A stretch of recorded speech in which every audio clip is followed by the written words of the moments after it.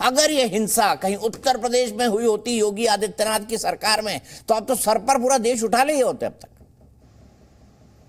देखिए, सबको नमस्कार।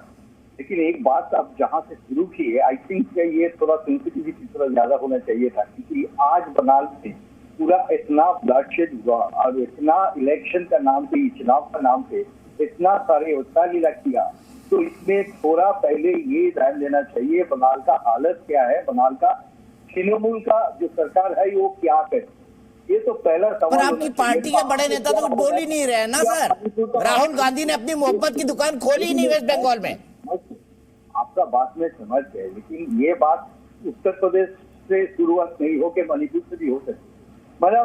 मतलब ये है, ये मुद्दा क्या है? मुद्दा है बंगाल का चुनाव। मैं तो मणिपुर बार बार बोल रहा हूँ, मणिपुर से आपकी टाइमलाइनें भरी हुई है, लेकिन आपका कोई भी नेता पश्चिम बंगाल के बारे में बात करना नहीं चाहता है। ये दिक्कत है घोष बाबू। बात ये है, ये पहले चर्चा होना चाहिए। ये बंगाल का आज दुख का दिन है, क्योंकि आज काउंटिंग हुआ, काउंटिंग में भी तय नहीं किए, हुलिगैनिज्म चला। तो जहां जहां पे ये मतलब काउंटिंग की हुआ, वहीं पे भी इन लोग मैनिपुलेट किए, ये तृणमूल लोग। तो ये चर्चा होना चाहिए, क्या रिगिंग ये लोग कर रहे हैं, क्या चुनाव का नाम है, क्या कर रहे हैं। और सेंट्रल कोर्ट जो डायरेक्शन था, मतलब सुप्रीम कोर्ट का जो डायरेक्टिव था, ये माना गया कि नहीं। हम लोग तो पहले से बोले, हम लोग केस भी किए, आप जानते हैं। ये अधीर रंजन चौधरी जी केस भी किए, उसके बाद सेंट्रल से डायरेक्टिव भी आए, तो यहीं पे सेंट्रल फोर्सेस आना है। तो central forces 315 companies out of 822 company, 315 companies आए। एक दिन पहले ले से लाया हुआ 485 कंपनी। ये क्या टैक्टिक अंडरस्टैंडिंग नहीं होता है? ये क्या हुआ? ये चुनाव में मतलब ये दिया गया जो जैसे ब्लड से है, ये होते रहे। ये तो क्यों किए? सेंट्रल फोर्सेस का प्रॉपर डिप्लॉयमेंट हुआ क्यों नहीं? और होम मिनिस्ट्री क्यों एक्शन नहीं लिए जो सेंट्रल फोर्सेस का डिस्ट्रीब्यूशन? मतलब इसमें जो कुछ बंगाल में हुआ, इसके लिए अमित शाह जिम्मेदार है। आप ये कह रहे हैं चंदन दादा, आप ये कह रहे हैं अमित शाह जिम्मेदार है इसके लिए? अमित शाह नहीं, आप जो बोल रहे हैं ना, अमित शाह जी के बारे में मैं नहीं बोल रहा हूँ, मैं बोल रहा हूँ होम मिनिस्टर के बारे में। मतलब central government is an elected government, ठीक है, मतलब ये राज्य सरकार भी है, लेकिन ये तो फर्ज बनता है ना सेंट्रल गवर्नमेंट जहाँ पे इतना कांड, जहाँ पे इतना मर्डर हो रहा है, 42 मर्डर इन एन इलेक्शन, लेकिन सेंट्रल गवर्नमेंट का क्या एक्शन है, होम मिनिस्ट्री का क्या एक्शन है? और सबसे बड़ा ये बात है ना, जो सुप्रीम कोर्ट का डायरेक्टिव था 822 कंपनी सेंट्रल फोर्सेस, वो भी नहीं भेजा गया, एक दिन पहले भेजा गया और डिप्लॉयमेंट नहीं हुआ। तो अल्टीमेटली जो होने वाला था वही हुआ। तो इसमें सवाल क्यों उत्तर प्रदेश का है, क्यों मणिपुर का है? सवाल ये बंगाल का है। और बंगाल में जो सरकार चला, यही तो पूछ रहा हूँ सर, बंगाल के बारे में कांग्रेस की मोहब्बत की दुकान क्यों बंद है? मैं यही पूछ रहा हूँ चंदन बाबू कि बंगाल के बारे में राहुल गांधी ने अपनी मोहब्बत की दुकान क्यों नहीं खोली? बंगाल में क्यों नहीं खोली मोहब्बत की दुकान, जहाँ लोग मर रहे हैं? राहुल गांधी जी, मेरा जो ऑनरेबल प्रेसिडेंट है खड़गे जी, उनका स्टेटमेंट है। कम्युनिकेशन डिपार्टमेंट का चेयरमैन पवन खेड़ा जी, उनका स्टेटमेंट है। पर राहुल गांधी की मोहब्बत की दुकान क्यों नहीं खुली? मैं यही तो पूछ रहा हूँ, राहुल गांधी क्यों चुप है?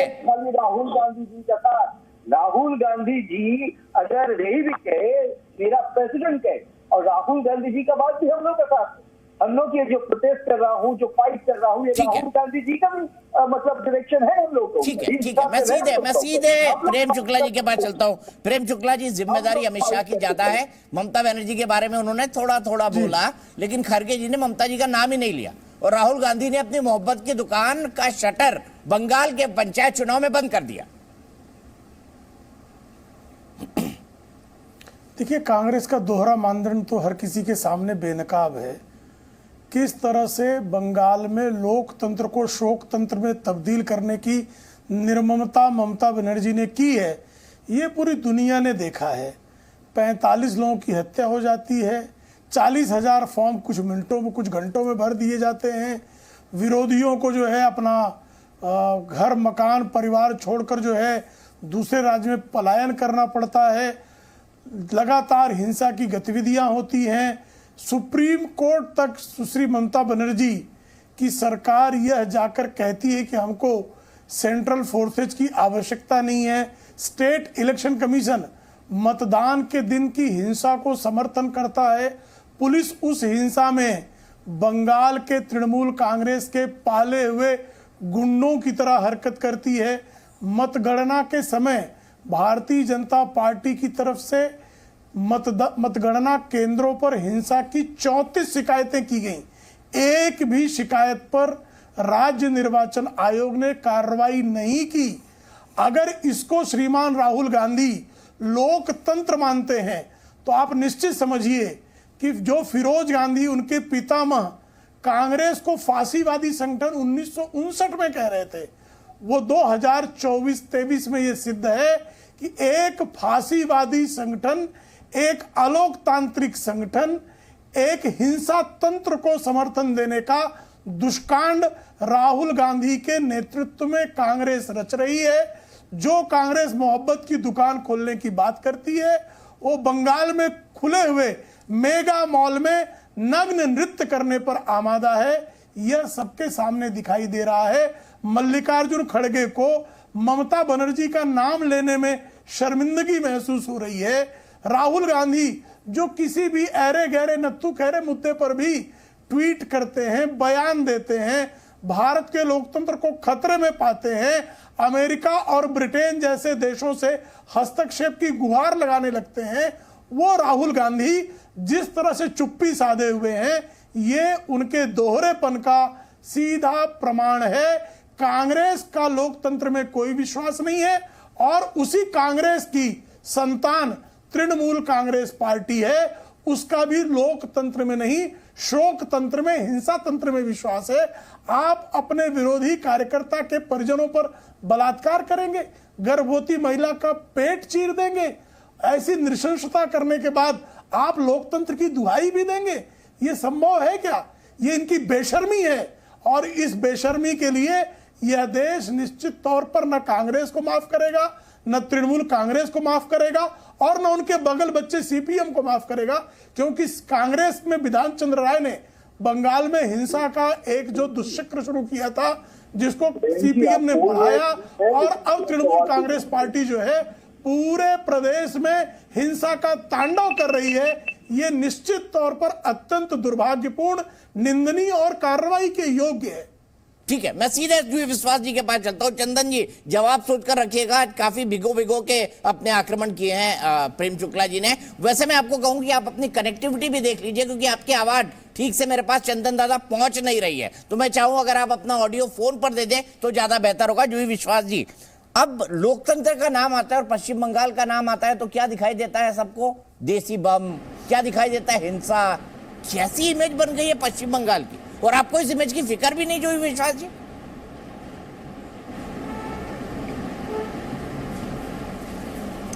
दीपक जी, पहली बात तो मैं आपको कहूँगी कि देखिए, लोकतंत्र में जब इलेक्शन चुनाव होते हैं, उस चुनाव में कोई जीतते हैं, कोई हारते हैं।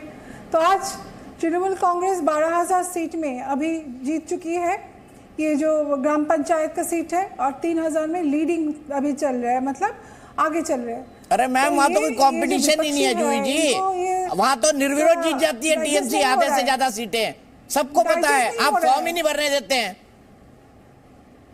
हाँ, मैं आपके कितने निर्विरोध जीते आप, कितने अनअपोज जीते बताइए ना। सुन ले तो मेरे भी सुन लीजिए दीपक जी।